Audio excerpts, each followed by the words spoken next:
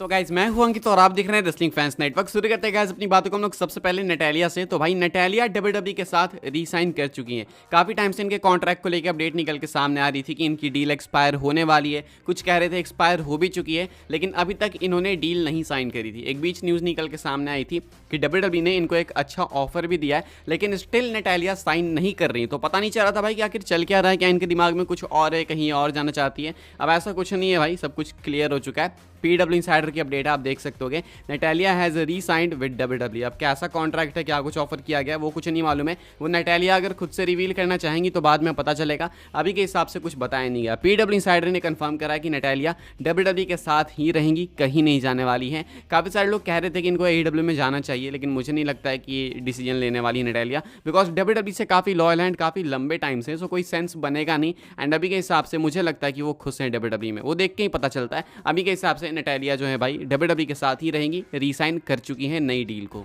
आगे बढ़ते हैं गाइस, बात करते हैं अगली स्टोरी के बारे में, जो कि फिनोमिनल वन एज स्टाइल्स को लेकर। तो मैंने आपको बताया था कि as styles pro wrestling NOH में रेसल करने वाले हैं भाई मारूफुजी को। इनका मैच होने वाला था, पहले ही अनाउंस हो गया था। तो ये मैच आज हो चुका है। जी हाँ, ये मैच हो चुका है एंड प्रो रेसलिंग NOH के इवेंट में मारूफुजी को हरा चुके हैं भाई as styles the phenomenal one. तो मैच में भाई देखो, सुनने को आ रहा है, मैंने देखा नहीं है, सुनने को आ रहा है कि मैच काफी कमाल का था। एज स्टाइल्स की एंट्रेंस लोगों को काफी पसंद आई, बिकॉज एज स्टाइल्स मास्क के अंदर आए थे, अपने जापानीज गियर के साथ आए थे एंड बहुत मजा आया लोगों को देख के। एज स्टाइल्स ने एक बैंगर मैच दिया एंड उसके बाद मैच के अंदर एज स्टाइल्स को विक्ट्री मिलती है। हारते हैं मारूफुजी, जीतते हैं एज स्टाइल्स एंड दोनों ने भाई अपने आप को एक दूसरे को, आई मीन अपने आप को नहीं, एक दूसरे को रिस्पेक्ट पे करा मैच के बाद भी। साथ में इयो स्काई की बात करेंगे तो इयो स्काई को भी विक्ट्री मिली, इयो स्काई भी जीत चुकी हैं। इयो स्काई किससे जीती भाई, तो इयो स्काई का मैच हो रहा था किसी एक जापानीज टैलेंट से ही, तो वहां पे इयो स्काई को विक्ट्री मिल गई। बेसिकली डब्ल्यूडब्ल्यूई के दोनों टैलेंट्स जीत चुके हैं भाई वहां पे जाके NOH में। तो अभी के हिसाब से ये एक बिग विक्ट्री है डब्ल्यूडब्ल्यूई के लिए एंड कोलैबोरेशन के डोर्स भाई आगे भी ऐसे ही खुले रहेंगे। अभी के हिसाब से एज स्टाइल्स का मैच हो चुका है,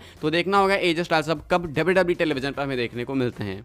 आगे बढ़ते हैं गाइस, बात करते हैं अगली स्टोरी के बारे में, जो कि समर स्लैम को लेकर। तो भाई समर स्लैम के बैटिंग ऑड्स देख लेते हैं। समर स्लैम के लिए अभी तक 2 मैचेस ऑफिशियली कंफर्म है। एक होने वाला है Gunther versus Damian priest and एक होने वाला है बेली वर्सेस नाया जैक्स का। दोनों की बैटिंग ऑड्स देख लेते हैं भाई दोनों मैच की। तो सबसे पहले हम लोग डैमियन प्रिस्ट के मैच की बात करेंगे। वर्ल्ड टाइटल मैच होने वाला है एंड यहाँ पे इस मैच के अंदर गुंथर फेवरेट है टाइटल जीतने के लिए। बेट ऑनलाइन की ऑड्स ये -700 के साथ गुंथर यहाँ पे फेवरेट दिखाए जा रहे हैं कि वो टाइटल जीत जाएंगे।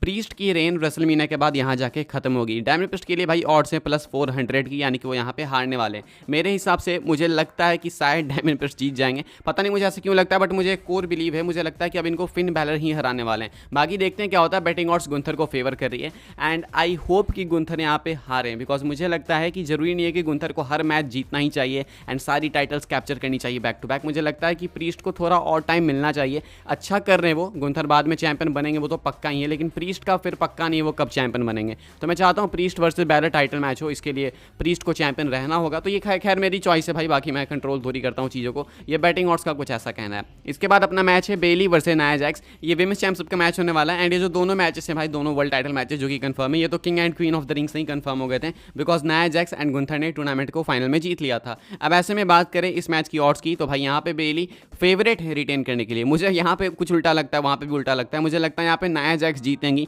तो मैं ऑड्स से थोड़ा अलग प्रेडिक्ट कर रहा हूँ, लेकिन यहाँ पे बेली फेवरेट है -140 के ऑड्स के साथ में। नाया जैक्स यहाँ पे +100 के ऑड्स के साथ में। आपको क्या लगता है इन दोनों मैचेस के अंदर कौन जीतने वाला है, कौन नहीं, कमेंट करके बताना। बाकी समर स्लैम की ग्राफिक्स मुझे अच्छी लग रही है भाई, काफी टाइम बाद कोई ग्राफिक पसंद आ रही मुझे पेपर व्यू के लिए, अच्छा लग रहा है देख के। अभी के हिसाब से भाई ये कुछ है batting odds, updated batting odds announced summer slam matches के लिए। आगे बढ़ते हैं गाइस, बात करते हैं अगली स्टोरी के बारे में, जो कि कॉल ऑफ ड्यूटी को लेके। कमेंट करके बताना कि आप लोग क्या कॉल ऑफ ड्यूटी खेलते हो। WWE and Call of duty का कोलैबोरेशन होने वाला है। कोलैबोरेशन अनाउंस भी हो चुका है। कल कॉल ऑफ ड्यूटी ने कल रात को ये चीज अनाउंस करी, कहते हैं ट्वीट करके, it's about to be a SmackDown, WWE is bringing its best to the ring in Call of Duty season 5 starting July 24। कहते हैं कि WWE and Call of Duty 24 जुलाई से एक साथ आपको कोलैब करते हुए देखने को मिलेंगे। यानी कि अगर मैं गलत नहीं हूं तो कॉल ऑफ ड्यूटी के अंदर आपको डब्ल्यूडब्ल्यूई रेसलर्स के स्किन्स देखने को मिलेंगे। अब अगर आप यहाँ पे वीडियो देखोगे तो वीडियो में एंड में अगर आप देखोगे तो 3 रेसलर्स हैं भाई, 3 सुपरस्टार्स हैं जिनकी शैडोज देखने को मिल रही है। एक तो भाई रोमन लग रहे हैं राइट साइड में, वो तो क्लियर रोमन है।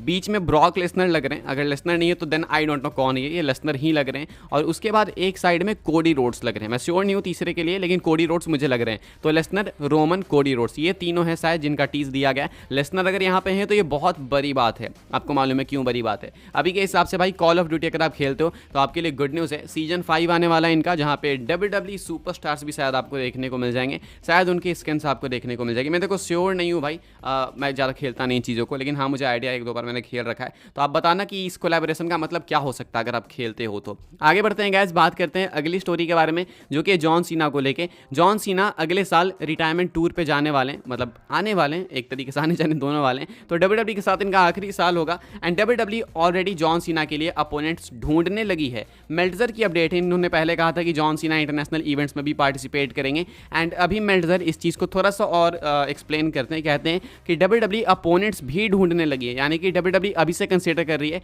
कि कौन फेस करेगा सीना को उनके आखिरी रन में। आखिरी मैच की यहाँ पे बात नहीं हो रही, पूरे रन की बात हो रही है कि पूरे रन को किस तरीके से कैसे बुक किया जाए। अभी से ही डिस्कशन चालू है, तो आई बिलीव भाई 3-4 नेम्स तो देखो पक्के हैं, एक ऑर्टन, एक कोडी रोड्स, एक CM पंक, रोमन रेंस के साथ भी इन्वॉल्व होंगे, मुझे इतना बिलीव है, बाकी I am not exactly sure. अभी के हिसाब से ब्रेकिंग न्यूज यही है कि जॉन सीना के लिए डिस्कशन चालू है एंड WWE अभी से क्रिएटिव प्लान्स बना रही है सीना के आखिरी रन के लिए। आगे बढ़ते हैं गाइस, हम लोग बात करते हैं अपनी नेक्स्ट एंड फाइनल स्टोरी के बारे में जो कि है ट्राइबल चीफ रोमन रेंस को लेकर। इससे पहले वाली वीडियो के अंदर मैंने आपके साथ एक बहुत बड़ी न्यूज़ शेयर करी है, वो न्यूज़ ये थी भाई कि रोमन रेंस आ सकते हैं समर स्लैम में, ये ऑलमोस्ट ऑफिशियली कंफर्म हो चुका है। वो वीडियो आप जाके देख लेना तभी आप समझोगे। अभी देखो स्पेकुलेशन तो वैसे भी थी कि रोमन रेंस प्रेजेंट हो सकते हैं, इसी के ऊपर और अपडेट पे अपडेट निकल के सामने आ रही है। अकॉर्डिंग टू PW इनसाइडर, जो कि कितना ट्रस्टेड है वो आपको मालूम है, Roman Reigns is anticipated to make his return by SummerSlam. It was mentioned that there were plans for him to come back 2-3 weeks before SummerSlam, which aligns with the current timeline.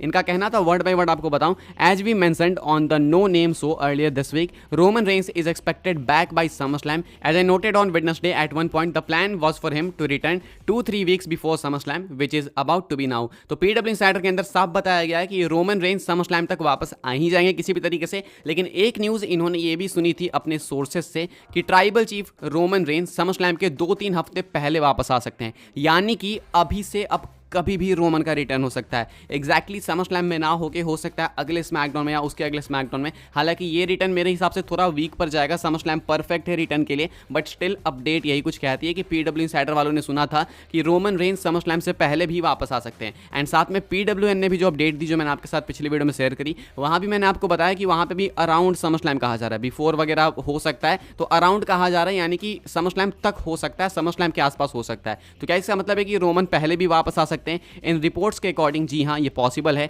एक urgent return हो सकता है Roman Reigns का। बाकी देखना है WWE कैसे चीज़ों को बुक करती है। मैं तो चाहता हूँ समर स्लैम में ही वापस आए, वो पे पर व्यू वाली फील आएगी, वो 40-45 हज़ार लोग रहेंगे भाई, तो मजा आएगा देख के। अभी के हिसाब से PW इनसाइडर का कहना है कि कभी भी हो सकता है रोमन का रिटर्न। वो 2-3 हफ्ते की बात करी गई थी, जो 2-3 हफ्ते पहले आ सकते हैं वापस समर स्लैम के, तो वो 2-3 हफ्ते की बात जो है भाई वो अभी तो पड़ रही है, यही तो टाइमलाइन है वो, तो क्या पता रोमन कभी भी आ जाए। फिलहाल गाइस यही कुछ है ब्रेकिंग न्यूज़ रोमन को लेके। आई होप्स आपको इन्फॉर्मेशन मिली हो, मिले तो वीडियो को लाइक करें, शेयर करें, सब्सक्राइब जरूर से करें चैनल को। माहौल वगैरह में WWE का सब्सक्राइब करके रखो, वीडियोस आपको मिलेगी टाइम टू टाइम। फॉलो करना मुझे इंस्टाग्राम, ट्विटर पर, लिंक आपको मिलेगी डिस्क्रिप्शन में। ज्वाइन कर सकते हैं व्हाट्सएप चैनल को, उसके भी लिंक है डिस्क्रिप्शन में। मिलते हैं अपनी नेक्स्ट ऑफर काफी इंटरेस्टिंग वीडियो में।